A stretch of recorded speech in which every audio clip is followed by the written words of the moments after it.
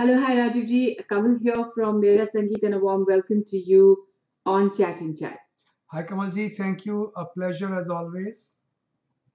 And Rajivji, we do have a couple of queries sent in by our listeners here this week as well. But before that, just wanted to ask you if there's anything of importance you would like to share with our listeners. Well, a couple of quick comments. As you know, that President Obama had announced some major changes that he intended to make in legal immigration, employment-based immigration specifically. And this was back 21st of November, 3-4 months ago. But yesterday we saw a second sign of the slow move towards the improvements being implemented. They have sent out a change in something called L-1B visa interpretations. It's a major change in the way this category of visas is interpreted.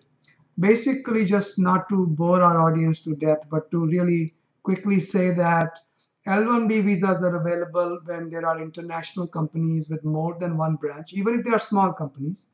If they want to transfer an employee from, let's say, India to their America operation, they can do it under L-1B visa, and the government seems to be considering substantially loosening, or at least bringing it in line with the original purpose of the law, the requirements of what an L-1B quote unquote specialized knowledge employee is. But that's an encouraging sign for two things. One, an acknowledgement that our businesses need those kind of flexibility or flexible operations, and two, that Obama's plan is ultimately going to be implemented, even though it might take a little while to do so.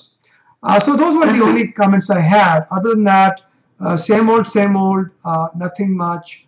I did not have any occasion to see any other awaited reforms being implemented. As though I haven't seen anything happen so far. But of course, on a weekly basis, we keep each other updated. I'll let you know if something comes up. Definitely sure, Rajivji. Our listeners also would definitely be tuned in coming week to know if there's anything of really importance for them. Yes. Meanwhile, some queries sent in by our listeners, Rajivji.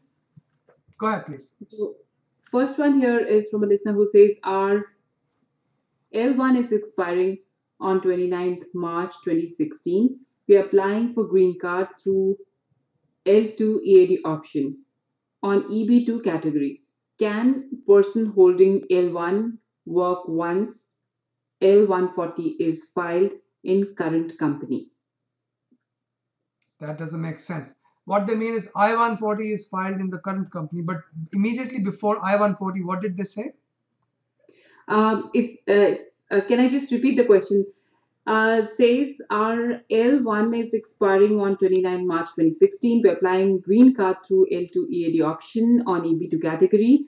Can a person holding L1 work once I-140 is filed in current company?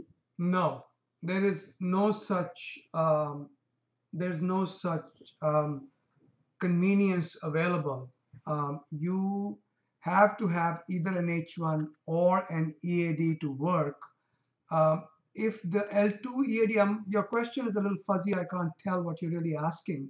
But just to touch upon the generic area, anybody who's got an EAD with the proper permissions, such as an L2 EAD, can of course work. Anybody who has a 485 based EAD can work. But just because your I-140 is filed, if your L1 expires, you have no authority to work. Now, if you are born in a country other than India, any other country where EB2 is current, maybe your company has filed I-140 and 485 together. If they have indeed done so, then you can work once the EAD comes through. But between the time your L1 expires and EAD comes through, you cannot work. All right. Because she further writes, I want to know what happens if we have to go to India while the I-140 is being processed. That's not a problem. I-140 does not hinder your departure. But in order for you to come back, of course, you will need a visa stamp on your passport. If you have filed 485, then you have to wait.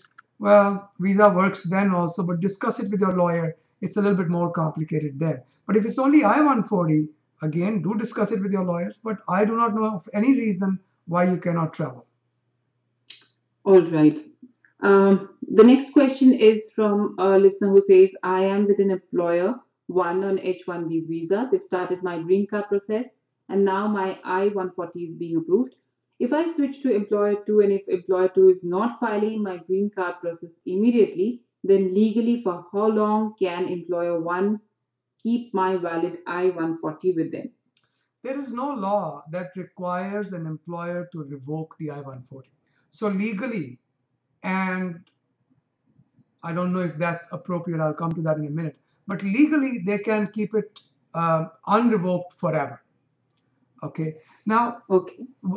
a corollary question is, why would any employer revoke their I-140 at all if legally they are not required to? And the answer is because if they have multiple green cards going on through their company, sometime to keep their ability to pay, which is one of the criteria, in line with what they can actually pay, they have no choice but to revoke I-140s. But there is absolutely no law that requires them to revoke. All right. Finally, a question again sent in by a listener, Rajiv. So I just thought I'll take it up. Says, me and my husband are planning to adopt a child from one of our relatives who stays in India.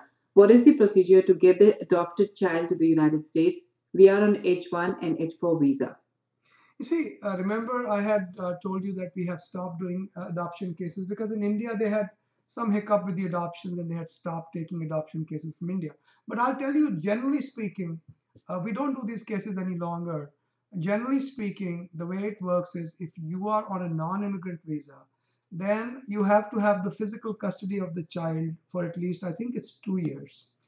So if you adopt a child, first of all, there is the adoption formalities. Make sure that you are complying with the Indian laws on that. I don't think you have to worry about Hague Convention. India is a signatory to Hague Convention. So when children are adopted and they are adopted by US citizens, they come through Hague adoptions. Hague Treaty, Hague Convention.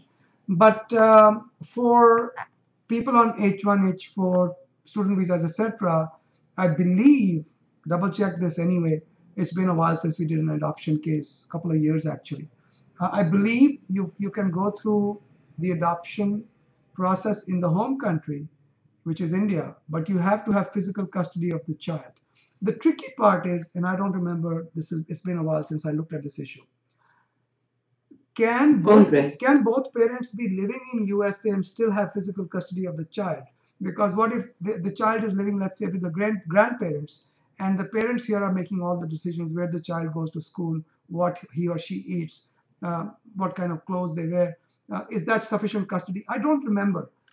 Of course, the easiest thing is if one of the parents goes back and lives with the child physically for 2 years, then there is no question. They can come to USA on H4 visa. The child can come to USA on H4 visa. But these are some of the issues I want you to look into. I don't know the answers off the top of my head. All right. So, Rajivji, these were the queries sent in by our listeners this week. Thank you so much once again for being a part of our show and for answering all the queries sent in by our listeners. Thank you, ma'am. I appreciate the opportunity. Bye-bye. Bye-bye, Rajivji. Have a great day ahead. Every other Thursday at 12:30 p.m. Eastern Standard Time, we host free community conference calls. Everybody is welcome to join. Some people post questions ahead of time. You can take membership in our forums. All of the details are there on our website, immigration.com. You can take membership ahead of time, and it's instantaneous. It happens right away. And post your questions beforehand, or you can just log in. The phone number and all are provided: 202-800-8394, 12:30 Eastern Standard Time every other Thursday. We have free apps for both Apple iOS platform for your iPhones and iPads, as well as for Android. Just look for immigration.com,